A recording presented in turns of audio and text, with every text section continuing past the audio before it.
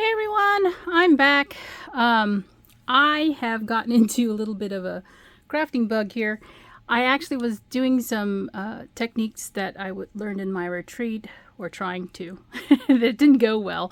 I'll show you the project that I did with that. It'll be at the end of this video. But after I actually was trying to do some distress ink coloring, if you recall from my previous video, during the retreat, they had us distress ink color this little CC Designs, this is mine, image, and so I wanted to try it with a different image and my own distress inks. And after doing so, I colored the image like 4 times, and it was this one right here. This little girl from My Favorite Things. It's the Polynesian Paradise by what is her name now? She doesn't design for them anymore because I think she just wanted to do some things on her own. But I wanted to color her because she goes along with the pineapple stamp from Dianna Marcum. And so I colored her up several times with my distress inks. And I think my distress ink set is pretty old. So I was using the vintage photo for her skin color, and it kind of looked yellowish. So I didn't like that. And I actually attempted it maybe 4 or 5 times with different watercolor paper, same ink, different watercolor paper, and I just didn't like the results. So I'll show you that at the end of this video. But I decided, okay, I'm not having luck with her distress ink coloring her, so I'm going to use my Copics. Let's hope that it goes better. And it did. So I used this set and I colored her up, and I store her with a bunch of other things. And so I said, why don't I go ahead and make a card with her, because I want to go ahead and do that. So I used this set right here, which is a tiki hut. It is, yeah, called Tiki Hut. And then this also set right here, which is a scene set for the beach. I used the palm tree out of it. Yeah, Beach Scene Builder is what it's called. So those are the 2 die sets that I used for my card, as well as one other one, which is down at the bottom. It's a Lawn Fawn set. I actually have 2 sets. This is the set I use. I don't even know the name of it, but it's one of those box card type sets. And so you get these little, what look like, dunes or hills, and this box here. So you would cut 2 of these and it would have high sides. What I did was cut it down the middle. I didn't use the inset pieces, which are decorative. I just used these 2 and then the little box that it makes, and cut it in half because I wanted it to be kind of low. So that's the other die set that I used. All right. And for the Copics, I'm just going to do all the Copics at one time. I have quite a few because I colored 2 cards. So for the 2 cards I'm going to show you, this is what I used. Okay, now the round ones in there, the circular ones, are not Copics. They are Sketch Marker Brush Pros, because they have a really nice set of greens that complement the Copics. So those are in this set here, in this bin. And then this one right here is a Memento Black, and I just use that to edge my fussy cut images. Okay, I think, oh, and here's some more. I think these were used as well.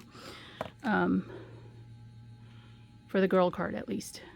That's so funny. I have so many bins. Okay, for the paper, for the girl card, I used paper tray ink, dark chocolate, and fine linen. These 2 colors right here are what I used, and some white cardstock because I colored my palm trees. And then here's some inks that I used in the same colors. So dark chocolate, classic craft, and fine linen, which I guess you can't see because my camera is now tilted. Okay, so these are the 3 inks that I used for the card, as well as in addition to my Memento Black. So this is what I use for Copic coloring. I guess you... Okay, so all right, so that is the paper and the inks. And here is the card. Okay, so here she is. It is a box card, like you can see that. Okay, so what I've done is I've got two little hills inside the box, and she's glued to the back hill. There's a front hill as well. And this front palm tree is actually glued to that front hill. The girl and the palm tree are glued to the back hill. And then there's the tiki hut on the back side. So you can see when it pops out, there we have it. And it's so cute. So it folds flat, of course, and you can see her moving sort of back and forth. And then I colored these with my Copics, the Plumeria. This is from that same stamp set, the Polynesian Paradise, Warm Wishes and Sunny Smiles. I just felt like making a card because I was so frustrated with coloring her with the Distress inks, and it wasn't working out, that I thought, let me try out my Copics. Am I losing it? Because there's something wrong with me. And I did splatter the hills here just to make it look like sand. Because, you know, sand isn't just one color. It's like flecks of different colors. But it's so cute. The palm trees are colored with Copics too. I just die cut them in white paper, like Copic friendly paper. And then I use my greens to blend the palm trees. So there's quite a few leaves there, and they are kind of heavy. So that is the first card. Let me show you something. This is a little mat that I got at the Dollar Tree, and this will help you color your die cut. So like I said, it's sticky, like you would use for a, what do you call it? A Cricut or something like that, a die cutter, electronic die cutter. And the paper can just stick right down, and then you can put your image inside here and it will stay in place because it's sticky. The other thing I use this for is for my stamp positioner. So this, because it's small, it fits in your stamp positioner. You can use that also, same technique, to stamp out exactly where you want. So just a little tip, this is what I used to do the coloring for the palm trees. And so the die cuts don't move around while you're doing that. This was $1 for like 5 or something. I don't know how many you got in the package, but these were pretty good and affordable, pretty cheap. So I wanted to show you that as well. So here's the card again. And again, it lays flat. Now this one is more of a 5x7 because of the way it's constructed. I was actually looking for, I knew I had one, a different die set, because like I said, this little fold out box was from Lawn Fawn, and I knew I had a different set. I just couldn't remember where it was, and I couldn't find it. And then I found it the next day, so I made another card because I found it and I was like, oh, I have to make another card. Let's not do the exact same one. Okay, so here she is flat. I'm gonna actually just leave it like this. Maybe I'll put something down on it so you can see it laying flat. Pair of scissors. Okay, so there she is. All right, so I have another card to share with you. This one, I use this set because this set is actually stored together with the Polynesian one, because it is the Party Like a Pirate from the same illustrator. And I decided I'd do this because I have to make a birthday card anyway for my nephew. I use this little guy right here and some other pieces from this set. This one doesn't have a happy birthday in it, so I had to go digging for another one of her. This is Adorable Elephants. I know it's kind of yellowed, but happy birthday is in this set, so I just pulled that out to use it for my next card. So I used that stamp, and then I used this die set, which is a memory box die set. It's called End of My Rope, and because of the theme of the card, I pulled this die. I've never used it. I did color the die cuts again for that die set, and I have extra pieces to show you. I did the same technique where I die cut it at a white cardstock, and then I used that mat, that sticky mat, to hold them down to do the coloring. So I just used my Copics to color this because I didn't think I'd be able to find a match for that, and I didn't want it to be a solid color. I wanted it to have shadows and everything. So those are some extra die cuts. Now, what came to mind when I saw this was a pirate ship. And wouldn't it be fun to have him inside the crow's nest? You know what a crow's nest is, right? It's that little part above where the mast is, all the way up at the top, where they can stand and do the lookout, like this little character is doing, even though I didn't use that one. What did I have that would look like that? So here's what I pulled. This is from Paper Tray Ink, Weave a Basket. And if you look at this basket, you just cut the handles off and you can create the crow's nest. It is not straight up and down. It is that, you know, kind of taller at the top of the basket than it is at the bottom, or I'm sorry, wider at the top than it is at the bottom. So this is what I used. And because you can weave it, I cut these as well. These little slats here, because I knew I'd need them to cover up this, what looks like a rope. Okay, so I use this die too. And then here's the secondary die that I found in my stash. This one is from MFT. If you look at this here, it's got a different shape for the backer. It's actually got a tall shape. It's called Outside the Box. I think that's what it's called. Outside the Box, yeah, I think. Because this set has all these add-on sets for waves and grass. Yeah, Outside the Box Level Up is what it's called, because this has diagonal sides instead of just a straight side. But it also has this piece. Well, it also has an add-on set. And that add-on set is this one right here. So you can have a low profile one. Yeah, Outside the Box Low Profile. So you can use these two together and create the card that I created. And if you have a scene that you want to do with waves, or with grass, or with hills, or with clouds, I guess that's clouds, you can do that because I got all these pieces. The last thing I want to show you is the stencil that I used. Well, not the last thing. This is called Micro Cloud Edges from MFT. And it's ST145 if you're looking for it. Excuse my fingers because I have been crafting, so my nails look horrible. That's a lot of stuff, I know. The ink I used was this Distress Oxide. That's for the cloud stencil. And I did just use a little tiny makeup brush to do that for the stencil. I think that's it. Other than the Copics, which I already showed you. Here's my card. And again, this is for my nephew. I think he's turning 6. Up in the crow's nest. So I am so thrilled how he turned out because he's so cute. I put him up in the clouds, like he's standing in the crow's nest of a ship. And this is what it looks like when it's flat.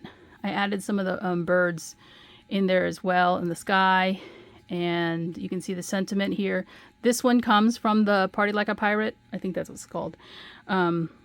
Set, and then this one is from that elephant set that I showed you.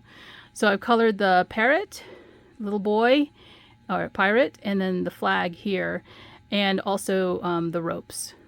The ropes you saw, I die cut it from that memory box set, and also added a bird on this side. So this is his little box card that's called Level Up from MFT. So the other one had the Tiki Hut, and the Tiki Hut, all of those dies were separate, right? So I've never used either of these two sets, and I'm so thrilled because of how they turned out. So I've got 2 cards made. Both of them are similar in that they're the box size, or the box is. And so yeah, that's what I did there. Okay, I just wanted to share that with you so I could put all of my stuff away because that was a lot of supplies. And I will actually show you the Distress Ink colored little Polynesian girl and the project I did with that. So stay tuned and I'll be back. Hey everyone, so I am back to share that third project that I had talked about.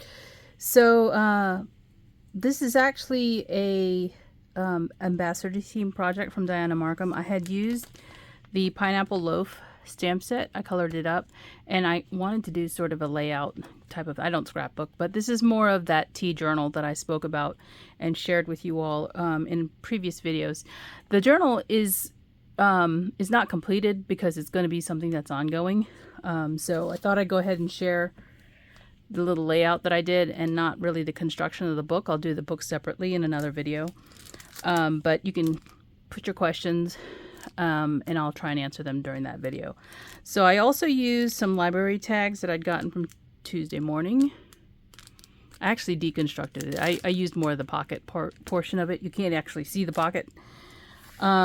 Papers from the Dianna Marcum collections from last year.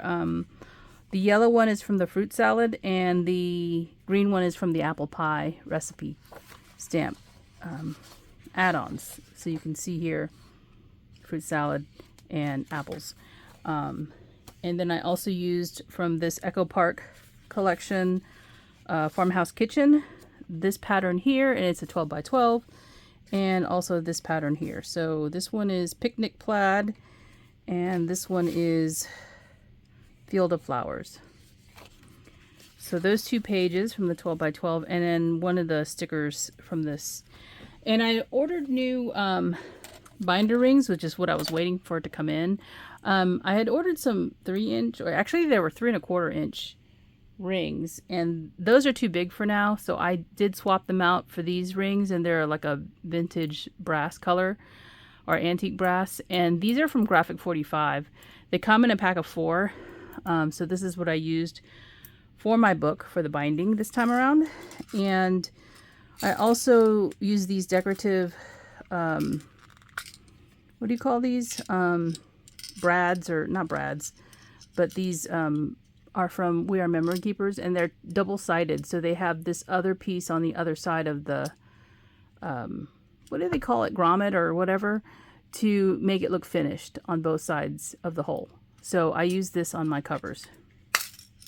And of course this handy tool, this is the Big Bite, right?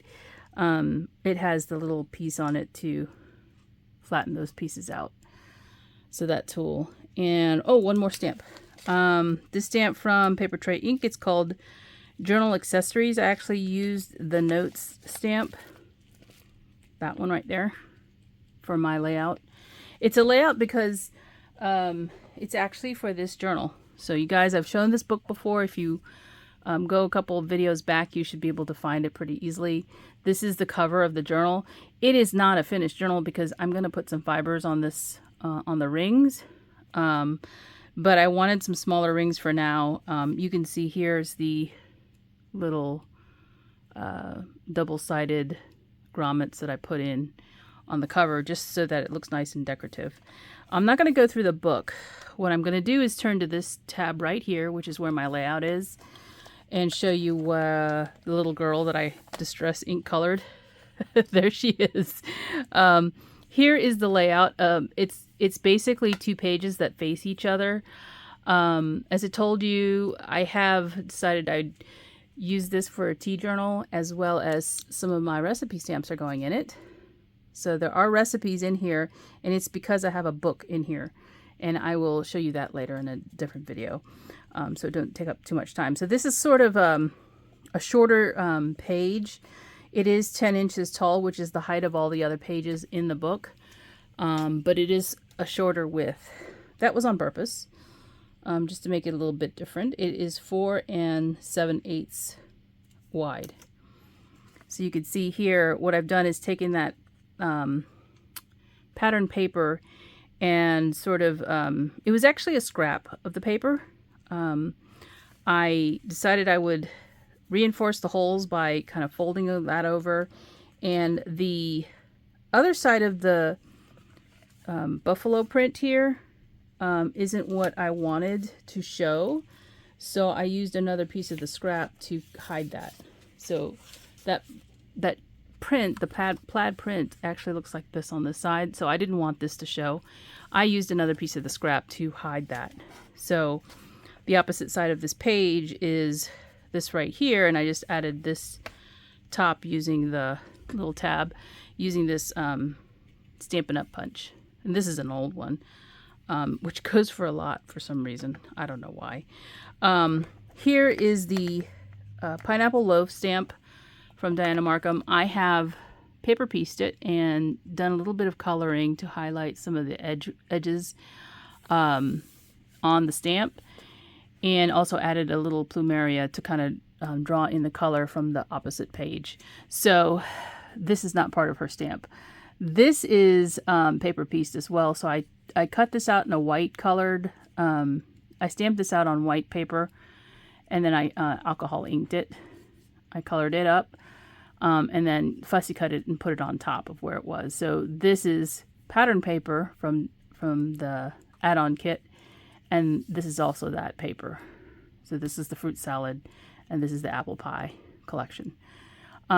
There is this little note card back here. As you guys know from my last recipes, I like to put a little note card in there so that I can write notes to myself. It does come out, but I think the tape is probably holding it back a little bit. There you go. So there's a pocket behind this that the card is actually sitting in. So I can take it out and put it back in, and write some notes about how the recipe went, or if I had some improvements or something like that. On this side of the opposite page is the rest of it.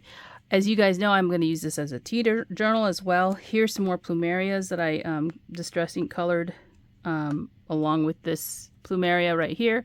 And the little hula girl, I just thought she went with the whole theme. This is the tea that I did have. It's 2 packets of this Corel Capek Tropical Earl Grey. It was great as a iced tea. So I have created little pockets here. That's where the library pockets are. They're behind the tea packet. And this is open. I cut a slit in the side, on the back side, because I know you wouldn't see that. And that is where the opening is. So the front is intact. It looks like it's not even open, but it is. And then I have a pocket sitting behind it where I have this little tabbed index card that I have in here. And this is, again, punched from that same polka dotted paper from over here. That is just some information about what's inside the tea. There are different fruits in the tea, like a pineapple and mango and passion fruit. And then this card right here, which also slides out, has some written thoughts on the tea, so that I will remember, what the tea was like when I'm looking at this later on. This is the sticker from that collection from Echo Park. And that's my little layout, 2-sided layout. I do not have the opposite side of the page made. It's going to have another tea, set of tea information, and it has strawberries on it. So I'm going to be using this for the strawberry tea that I have. And I'm going to try and spread them throughout the book so that when I show you my projects, they're just going to be everywhere. They're not going to be in any particular order either. So, yeah. Oh, and this is some ephemera that I got from Corel Capek, actually from a Japan store that sells the tea. It's where I ordered this from. And she had some little different types of ephemera and stuff like that. Not ephemera, it's really like stationery, I should say. So here's a little girl that was distress ink colored. I did this on watercolor paper over and over again, probably like 4 or 5 times, starting this on different papers and stuff like that. She didn't turn out as good as the other girl did with my Copics. She's actually right here. So you can see there's like a difference in the colors. And I think her face, I think my inks are not probably what I should be using, my distress inks. Probably going to try this technique again when I feel like I can stand it one more time.